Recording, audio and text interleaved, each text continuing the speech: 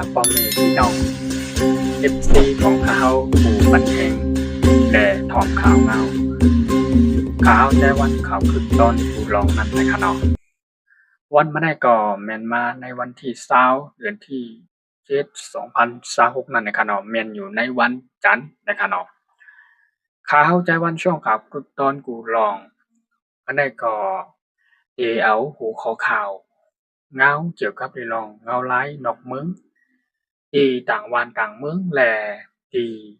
เป็นปางตึกกันอยู่หาวแฮงในยามพองมาเร็วนะคะเนาะวันนี้ก็มาลาต่อกันอุปโอกันที่เปลี่ยนเป็นภาษา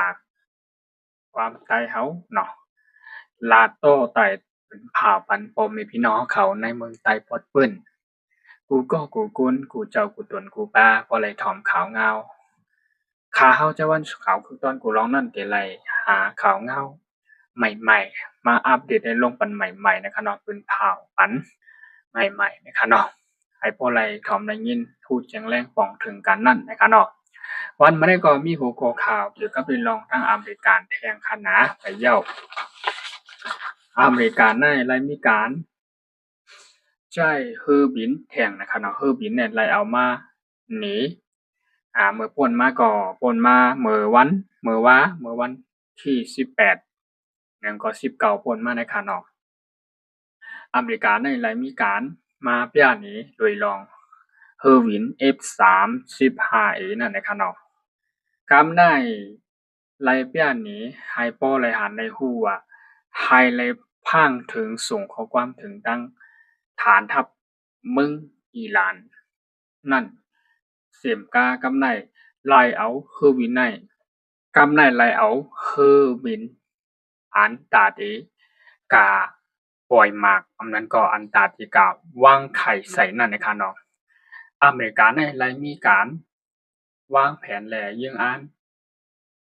อองตีอันตีตีใจเฮอร์วินนั่นก็ทั้งฐานทัพภายฐานทัพอเมริกันในเปิดตาที่เข้ากว่าจูแล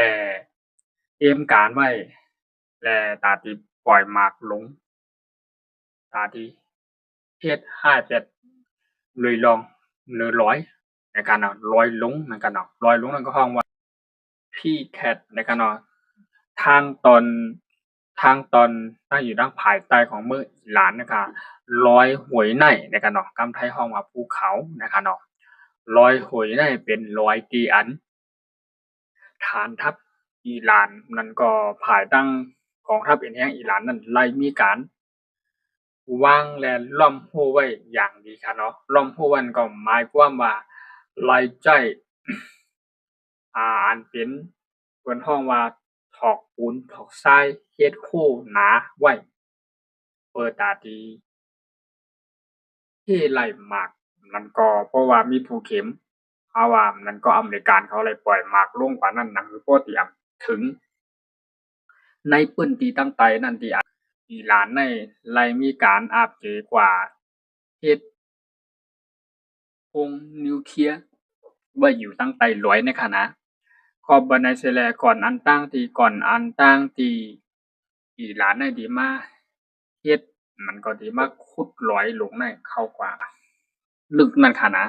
ตั้งลึกมันในใจว่าลึกอยู่ที่60เมตรมันก็70เมตรก็นั่นกุยแต่มันลึกกว่านั้นแท้งภายในกองทัพเอ็นแห่งอิหร่านนั่นเลยมีการเตรียมพร้อมให้แลขุดให้มันลึกกว่านั้นแท้งอยู่ใต้ลอยลงนั่นนะคะเนาะตั้งลึกมันก็ได้ลึกเข้ากับหมอก80เมตรถึงปากเม็ดนะคะเนาะตั้งลึกมันเข้านะเพราะว่าขุดเข้ากันในปึงไปลอยลงนั่นค่ะนะก็ได้ภายทั้งกองทัพเอ็นแห่งอเมริกันในที่อันตึกภายทั้งในกะหาวในก็ไล่มาวุ่นและทัดสร้างด้วยว่าหมากอันที่อเมริกันแล้วก็คือวิน B2 นะคะนะที่อันที่ปล่อยหมากลงในโรงก็ให้มันก็แตกใส่นะคะนะนั้นก็ใจหมากใจคือวินตาที่ปล่อยลงนั้นก็ห้องว่าอันนั้นก็ห้องว่า GBU นะคะ GBU 57นะคะนะคือวินมันก็หมากลงปล่อยลงกันน่ะหมากอันนี้ทำที่ลึกลงกันเลยหมอก60 ถึง61เมตรเกิน65ป่น65ค่ะนะตาดิปล่อยลงว่าในกอบในสิแลภายตั้งฐานทัพอเมริกันภายตั้งกองทัพเป็นแห้งตึกเหนือกะหาวแล้วก็ไล่บ้วนนำอีกหนึ่งเดี๋ยวหือจัดการมันหล่อตึกบันมันให้มันลาบคาเป็นหน้ากองหน่อยไล่ว่าอีหลานในมือเข้ายามป่วนมาหมอกปี2024-25เนาะ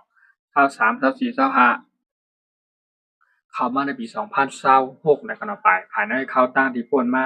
2 ปีถึง 3 ปีนี่ไล่ว่ามีการเตรียมรับมือไว้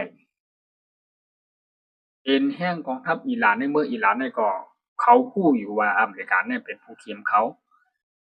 เย้าก็อเมริกันก็ฮู้ว่าอิหร่านเป็นผู้เข็มเขาแต่อเมริกันเนี่ยอันที่เอาอันตึกมาเอาแก้มเอานักๆน่ะภายในปี2026นี่ก็สิจัดการอิหร่านน่ะเพราะว่าบ่ได้สิแลอิหร่านน่ะได้เข้าตั้งป่นมา2ถึง3ปีน่ะมีข่าวยามเฮ็ดโฮมีข่าวยามสร้างมีข่าวยามขุดเขาฮ้องว่า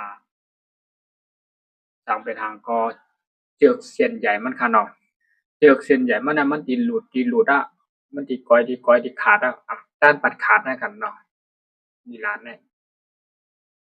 ถึงว่าผู้นำเอ็นแห้งนาซึกมาเป็นผู้อันมีจั่นใหญ่ในกองทัพเอ็นแห้งอิหร่านเนี่ยญาอเมริกันญาภายดังอิสราเอลก็จัดการและฆ่าแหมตายแป๊ดเนี่ยก็เป็นซังแต่ผู้นำอันผู้มีจั่นนั้นตึกน้อยนั่นก็ควรอันที่ขึ้นมากับบานใหม่เนี่ยเกี่ยวกับเรื่องมึงอิหร่านเนี่ยค่ะนะไล่เจ็บใจตั้งแต่มือปียาวเข้าถึงมาต่ออเมริกันนะครอบในเสรีดีมีทางคัดใจและเฮ็ดสร้างนิวเคลียร์ก็เปื้อหังหลาในที่แลมีเป็นบางตึกกันในอเมริกาและอิหร่านในค่ะนะก็เปื้อสังในมันเกี่ยวกับเรื่องนิวเคลียร์ในค่ะเนาะนิวเคลียร์เนี่ยอเมริกาเนี่ยปานอาขว้างที่อิหร่านที่เฮ็ดไว้แต่อิหร่านเนี่ยครับตือๆตันๆในเฮ็ดในขณะเพราะอิหร่านตือๆตันๆเฮ็ดในภายทางอเมริกันก็บ่ไว้วางใจบ่พอใจอะเพราะเกาลาแหลมทอมเขาเป็นผู้นำกำพร้าเกาลัดและสูมทอมสู้ด้วยไขลึกไขตือเก่าก็เขาจำเป็นต้องมีหน้าที่คุมพรจัดการสู่คำเหลวที่ใส่บรรจุให้มันเป็นลาบคาบนะกองคำเหลวไหลนะอีหลานเนี่ยก็โกก็เปิ้นได้สิแลโอ้ยดีของเมืองอิหร่านก็ที่มีกองทัพเอียงอันใหญ่เฮาว่าอยู่กรุงแตกมันราชานะครับเนาะนั้นก็เป็นพี่น้องเจ้าคือขี่แห่งของทัพเขตนะครับเนาะคำไทยฮ้องว่า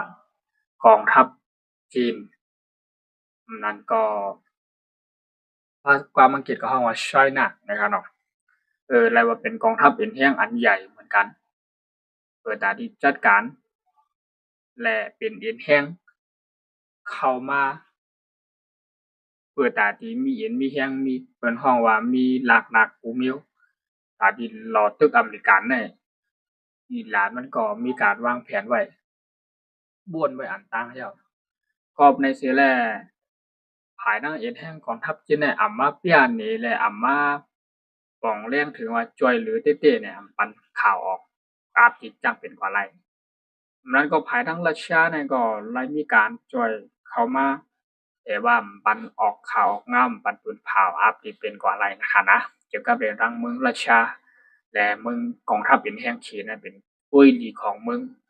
อิหร่านค่ะนะก็ในสิแล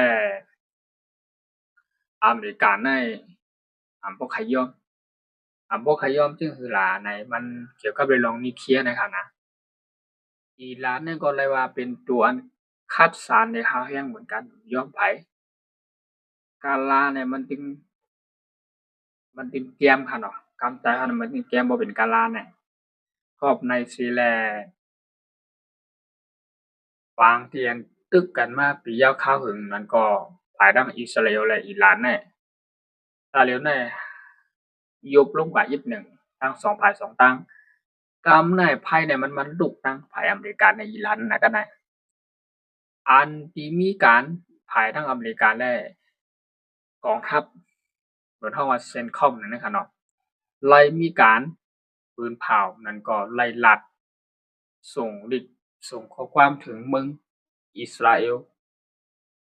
นั่นก็แรงเลยว่าต้องส่งข้อความถึงแรงบ่ต้องปานข้อความถึงกันก่อนป้องแรงถึงกันก่อนเฮ็ดซั่งล่ะตั้งที่เมืองอิสราเอลเนี่ยและเมืองอเมริกาเนี่ยอยู่ห่างไกลกันเป็น 10,000 ปลายลักไม้ทะเลนะลักปองมันแต่ทำเป็นอุ้ยดีต่อกันแต่พอมาเท่าพอมาม่วนด้วยเมืองอิหร่านและอิสราเอลเนี่ยห่างกันนำหลายแห่งหลักก้อยถึงหมื่นนะแต่ว่าอเมริกาในอิสราเอลเนี่ยห่างกันเป็น60,000เหมือนกันนะแต่เป็นใต้ก้อและอุ้ยดีกันไล่ที่อาติกเปที่บอกมันว่าเพราะว่าเฮาสิใช้เห็นแรงนัดซึกหลอตึกแล้วก็ภายทั้งกองทัพคือผงคือบินนั่นขึ้นกว่าทั้งเหนือกลางหาเพื่อที่ว่าไปที่ไปตั้งไปจัดการถล่มอิหร่านนั่นหมายความว่าอเมริกานั่นเลยป้องถึงอิสราเอลได้ว่าสู้ดีพร้อมหัวมือจอมเฮาก็กันนะสู้ดีตาบจอมเฮาก็บอกก็ได้เฮาลาดถึงสู้ไว้ก่อนเพราะว่าไห้เต้ๆน่ะหรือว่าที่มีปุนพรเนี่ยก็ส่งเครื่องบินฝูงเครื่องบินเนี่ยโอ้10ลำโอ้50ปากลำขึ้นมาหลายแถมเปิดตาได้เฮาได้หลอตึกและเฮาได้จัดการบันอิหร่านให้รับค่าเป็นนักของก็ในภายทางอิสราเอลก็ทำและมีการมีแคนแม่นตั้งแคนแม่นผีเที่ยงเลยว่านั่นล่ะในที่เกี่ยวกับเรื่อง อิสราเอลเนี่ยบ่ค่อยพอใจต่ออิหร่านเนี่ยก็ลุยลองนิวเคลียร์ป่ะเพราะว่านิวเคลียร์น่ะอิหร่านเนี่ยเฮ็ดได้ถึง 70% หัวปากเต็มขึ้นมาอิหร่านเนี่ยตีวายโหนิวเคลียร์เนี่ยกว่าหาเมืองอันที่อันตั้งสุดนั่นก็เมืองอิสราเอลมาเมืองที่เมืองอันดับ2ก็เมืองอเมริกาหรือฉะนั้นเห็นกาเพราะอิหร่านเนี่ยเลยเฮ็ดนิวเคลียร์ขึ้นหัวปากเต็มแล้วไหนเมืองอันอยู่ในภูมิภาคอันก็ที่อยู่ใน ที่อยู่ในภูมิภาคที่อยู่ในฝั่งตะวันตกที่มีฐานทัพอเมริกันไล่กว่าปักทัพไว้ตั้งไว้นั่นไล่ว่าเป็นที่ยึงอ่านได้ที่อันอเมริกาที่อิหร่านเนี่ยที่เข้ามาลบทึกที่จัดการกำเหลวนะพร้อมในสิได้บ่อิสราเอลเนี่ยไล่มาวนได้ว่าเขาส่งข้อความมาถึงเราปันต่างฮู้ต่างหันถึงต่อกันเพราะว่าเขาโทษนะซึ่งหลอตึกปัดอิหร่านแน่เขาก็มีภูมิคุ้มกันภายใน24นาทีเนี่ยเขาต้องส่งให้แท้งนะซึ่งกว่าด้วยแท้งเพื่อที่จัดการให้มันแล้วพร้อมกันในแท้งไหนอิสราเอลเนี่ยก็ดีแล้วมีการบ้วนจึงไหนไว้ค่ะนะลามด้วยราคาในการเนาะเกี่ยวกับเป็นหลอกเงาลายกันเดียวนะอิสราเอลเนี่ยมันแม่นอิหร่านเย้าอิหร่านก็แม่นมันเย้ามันก็มักมันอิหร่านเนี่ยเป็นผู้เข้มหน้าปานนึงอิหร่านก็มักมันว่าเป็นผู้เข้มหน้าปานนึงเพราะว่าเฮ็ดนิวเคลียร์ไรปูปากเต็มอะไรมาเพราะว่าอยู่แต่ที่อ่านอยู่อิสราเอลเนี่ยเป็นเมืองอันดังสุดก็ในอิสราเอลก็แม่นมันค่ะนะที่กว่าที่มานะเฮียงแล้วมันเป็นที่ภัยอันลุกแน่ลุกเข้าไปข้างหลังเนี่ยภัยนำบ่ได้ปอกตั้งแต่เมืองอิสราเอลเนี่ยมีการเป็นปางตึกโทนะซึกหลอดตึกกันตั้งคนห้องว่าจุมฮามัสนั่นก็ห้องปาเลสไตน์นะครับเนาะจ้าเนี่ยเป็นภายทั้งเมืองอิสราเอลนะกองทัพเป็นแห่งอิสราเอลในไล่มักมันว่าเขาจ้าเนี่ยเป็นจุมก่อการร้ายปาเลสไตน์ฮูตีฮิซบอลลอ์เนี่ยจ้าน่ะภายทั้งในเมืองเลบานอนค่ะนะเที่ยงเลยจ้าเนี่ยหมอหมดหมอวายหมอโฮงหมอหายปอก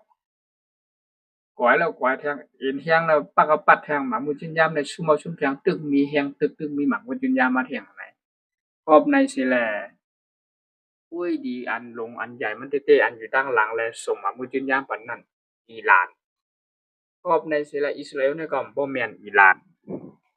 จ้าอันพวกโหจุ่มก่อการร้ายจ้าน่ะ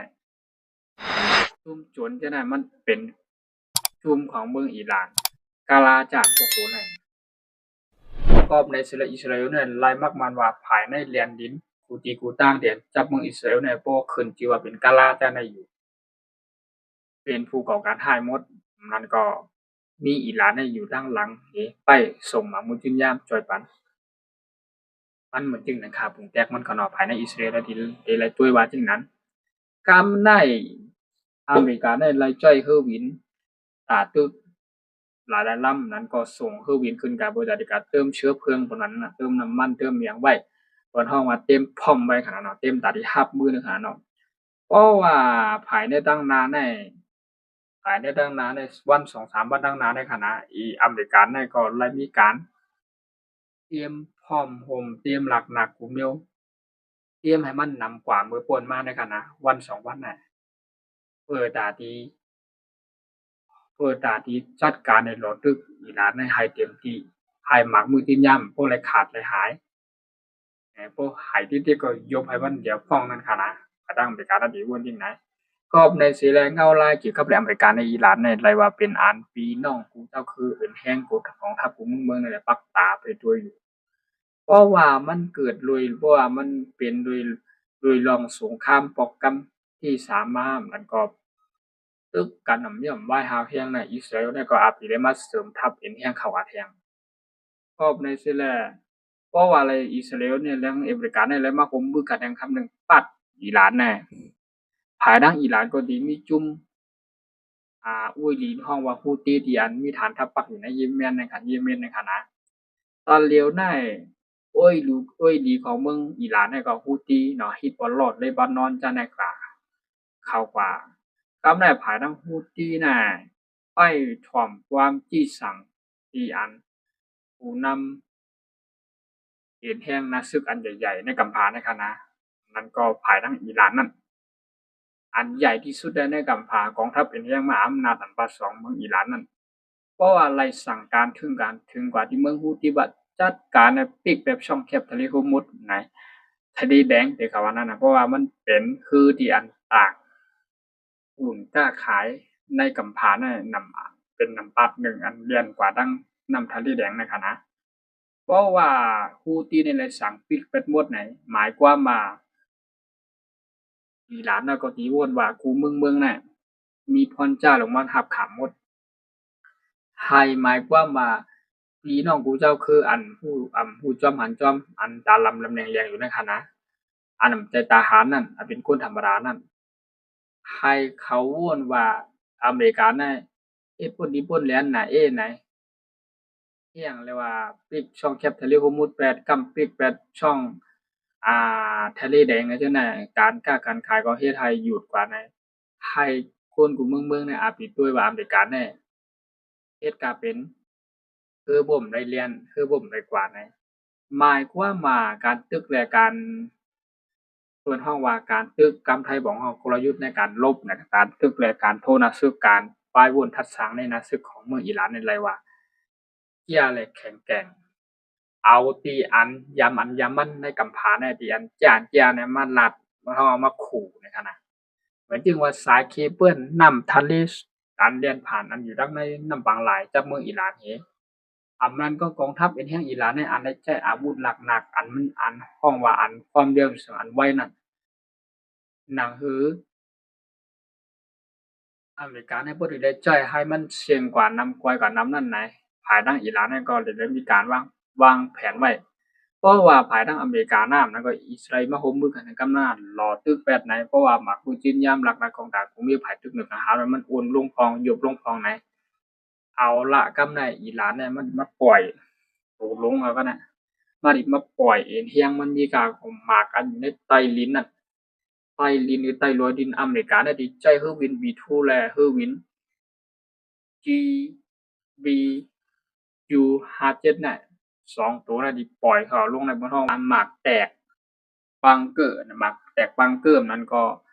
ที่ปักลงกันในบังเกอร์บัตเตอร์นะครับว่านะหมากตัวนั้นบังเกอร์บัตเตอร์นะครับว่าเนาะคำนั้นเพราะว่าอเมริกาเนี่ยเลยโตบเลยยื้อเลยใจเอ็นเฮียงนะซื้อขายผาดังในกองหายลงกันได้บ่มันถึงฐานทัพมันตั้งใจไหนรู้ได้เลยลูกก้อยนำแต่ว่าฐานทัพตั้งใจหมักมันก็จะได้ลูกกลก้อยพังในการตั้งใจนั่น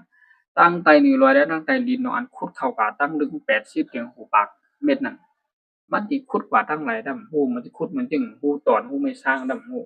ทีวีกะวีแหละหมดตั้งไตน่ะตั้งรถตั้งกากว่าไรมาไรนะกาตึกนะมีไผเต็มหมดรอบในสิแลเพราะว่าหาทางออกมาได้ก็มันก็สิออกถามว่าออกยากไหมออกยากอยู่ก็ในสิแลอเมริกาได้เลยด้วยกล้องวงจรมันก็เป็นห้องว่าภาพห้องดูภาพอันที่กล้องตั้งดาวเทียมแม่ถองลงอยู่ว่าอีหลานเนี่ยเขาไหลออกหูไหลอ่ามีมกับผู้หูก็ได้เที่ยงนั้นเขาบ่ตัวอย่างหมดเพราะว่าอเมริกาเนี่ยไล่จัดการถ้ำนั่นกวยถ้ำนั้นก็อันที่เขาเก็บหมากมือยืนยามหนักๆมันก็ดีเฮ็ดเขาคงนิวเคลียร์จังใดนั้นอเมริกันเขาเลยมีการทัดสร้างว่าด้วยหนังในคะนะนิวเคลียร์ที่ใหม่และนิวเคลียร์อันปิกไว้อยู่อันป่องแรงแจ้งถึงในกัมพูชาเนี่ยเอาอิหร่านเนี่ยอาจสิเฮ็ดได้100ลงพีแคทนะคะเนาะ100ลงในคะนะดึกขุดตึกเขาก็ได้80ถึง1ปากเม็ดคะนะ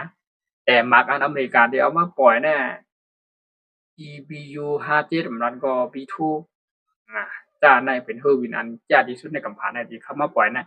มันสิปักลงเข้ากับอะไรตั้งลึกมันได้ลึกอยู่ที่60ถึงเกิน65ค่ะนะแต่อันอิหร่านได้ขุดดินได้ขุดฝาใต้ลอยลงในขุดเข้ากว่าตั้งลึกมันได้80ถึง1ปากเม็ดนะเพราะในเสรีอิหร่านได้มีการวางแผนวางอันหยังอย่างหมดแล้วหรือสิว่าอเมริกาเนี่ยเขาตบปันปีคู่ทำไปปีคู่ร้อยไปนั่นตาที่ออกก็ยับนั่นนะก็นั่นก้อยภายทางอเมริกาได้เลยมีการเตรียมพร้อมภายทั้งกองทัพภายทั้งทหารภายทั้งหลักนักกองกลางกุมเนี่ยเตรียมพร้อมเปิดอาทิตย์ถล่มจัดการอิหร่านภายทั้งนาในไว้ๆค่ะนะวันที่18 19ในไป20 21 22ในเชชาอาบดีจ้อยเอียนแห้งนาซื้อเขเข้ากันนำทั้งอีกหนึ่งภายกองทัพซึกเหนือกับหาวนะให้เข้ากันนำทั้งอีกอาจจะจัดการมื้อนั้นค่ะนะพอในแลอิหร่านเนี่ยก็เลยว่ากูครึ่งค่ะนะกูเนี่ยก็รอดกูเนี่ยก็รอดนะคะเนาะแต่กำไรเพราะว่าอเมริกาเนี่ยเอาตี้ๆนะอิหร่านก็อาจสิมีอวยหลีอยู่จำกันอันจ่อยเข้ามาก็สิมีกำในภายทั้งอเมริกันก็เตรียมอิหยังแรงแล้วนะศึกหลอตึกคือวิรัติเกิดแข็นลงแดนแล้วก็เตรียมพร้อมไปหมดเหคือสร้างพร้อมมันก็คือเตียนต่างคือบินตึกภายในกาวน่ะเป็น7-80เป็นปากลำแล้วก็มีไว้อยู่จำชื่อไว้ดีๆในช่องแคบทะเลฮุร์มุซแลที่อันจำเมืองอิหร่านหั้นนะก็ในสิแลอเมริกันน่ะที่ลาดว่าปอสู่ผู้นำสู่ยอมเข้ามาอุกอู้กันแห่งกำหนึ่งเปิดตาดีลาดเลยลองนี่เคลียร์น่ะป้อมมาเนี่ยก็เข้าอเมริกันน่ะที่ยุคเพิ่นเฮาว่าที่ยุคตั้งสูงกว่าแท่งที่เอาอีเฮียงอันใหญ่เลยนะจังหล่อตึกปัดเป็นสู่กำเหลวอันไหนดูที่ทอมทำเรื่องผู้ชัวลานได้กันได้ก็ในภายทางอเมริกาได้ค่ะนะกำได้เพราะว่าภายทางอเมริกาได้มาลาตึงในกว่าเย้าไหนกำได้ IRGC กองทัพปฏิวัติอิสลามที่ว่าเนี่ยก็สอยตอบแทนขึ้นมาค่ะนะอิหร่านเนี่ยค่ะนะตอบแทนเข้ามาในเมืองอเมริกันทำอเมริกันขึ้นค่ะนะตอบแทนกันหลายๆในใช้ขีปนาวุธใช้โดรนอันนั้นของเมืองอิหร่านเขาเนี่ยนะกองทัพเขาเนี่ยได้ปล่อยเข้ามาในคูเวียตอันยาฮูน้ำมันอะไรแตกเป็นลูกเป็นพื้นเป็นไผ่หมดค่ะนะก็ในสิแลภายทางอิหร่านนี่ก็ยอมไผทำไปมีการใช้ขีปนาวุธนั้นก็ใช้ตัวยื้อสกัดนั้นสอยหมากสอยหมากแตกของเมืองอเมริกานั้นฮ้องว่า MQ9 นะคะเนาะอิหร่านได้ไล่จ้อยหมากหลังนักเขายื้อขึ้นกันนะคะเนี่ยตกที่เมืองท่าท่ากุลนะคะเนาะตกที่เมืองท่าปากูเซนะคะเนาะท่ากูเซไล่ว่าอิหร่านเนี่ยก็เลยมาตอบโต้อีกแรงเกินข้ามใส่อเมริกันเหมือนกันไปตัวเงาลายกว่าตั้งนานแน่นอนภายทั้งอเมริกันและอิสราเอลเนี่ยอาจจะร่วมมือกันแทงกั้มอยู่5ในเพราะว่าในร่วมมือกันแทงกั้มหนึ่งไหนได้ทำไม่ได้ที่เอาอิหร่านให้เละเทะและรับคาเป็นนักกองกำเดียวกันนะไล่ว่าข่าวเงาเกี่ยวกับเรื่องอเมริกันและอิหร่านเนี่ยก็มาแทงแล้วก็ ท่านประธานาธิบดีขุนผู้นำนะครับขุนผู้นำในก็เลยมากล่าวลาถึงว่าเพราะว่ามันยอมเข้ามาอุปโภคกันในก็เก่าคาดีสูงแห่งและจี้คำสั่งจัดการให้มันบ่หลับคาเป็นนักกองกำเนิดอิหร่านแน่ๆก็เลยสิละอิหร่านเนี่ยมันหายนะคะนะซ้ำไปมีนิวเคลียร์ก็เลยนะมันบ่ยอมให้อเมริกันก็มาบ่กลัว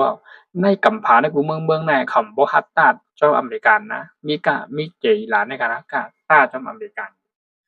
ก็ในสิละอเมริกันเนี่ยใครปล่อยมันไว้ใครจัดการเนี่ยลูกโหลูกหางเป็นหมดค่ะนะเพราะว่าเขาจือว่าเป็นจุ่มกะลาที่ม่วนว่าเป็นผู้เข็มตอนดังเขาคณะเพราะเมืองอิสราเอลในคณะทางอเมริกันก็ครับเป็นโอ้ยดีของเมืองอิสราเอลในขนาดเนาะได้ว่าเป็นผู้เข็มอันเดียวกันเพราะว่าโตบในกำในอาปีขึ้นมาหลอดดึกนะซึกนี่ว่าอาปีมาชมมือกันจัดการอิหร่านแห่งกำนึงในขนาดข่าวเงาโดยรองว่าในก็มีอยู่มอกเป็นหน้าในขนาดเป็นข่าวที่อันเกี่ยวกับเรื่องอเมริกันและอิหร่านนั่นก็ฐานทัพหลายทั้งเช่นคอมนั่นก็ภูมิจันทร์ไหลสูงถึงในกองทัพอย่างนี้อเมริกันเนาะถึงผู้นำเป็นจามินเนทันยาฮูผู้นำของเมืองอิสราเอลนะครับเลยครับขอความในเสไลมีการเตรียมพร้อมโฮมบดาดีเข้ามาหลอกซึกจ่อยกันตั้งอเมริกันในขณะเนาะเกี่ยวกับเรื่องภูเขาเขาในก่อข่าวและมาโต้ไต่เป็นภาพมันพอมีพี่น้องคนเมืองใต้เฮากูเจ้ากูตนกูป้าหนังบ่ได้ถ่อมเขามาคือตอนยามตันนั่นในขณะเขาก็ที่เข้าใจเอาแต่เข้าใจเอามาโต้ไต่เป็นภาพมันพอมีพี่น้องเขาเนาะให้เลยถ่อมในยินกันต้องแจ้งเรื่องถึงกันกูเจ้ากูตนกูป้าในขณะตอนดาวันมันได้ก็ยินจมขอบใจอย่างน้ำข่าใหม่สูงกา FC ของเขาตั้งในเมืองไต้ปดปื้นเสียงกากูตีกูตั้งกูอองตีนะคะเนาะพี่น้อง FC ของเขา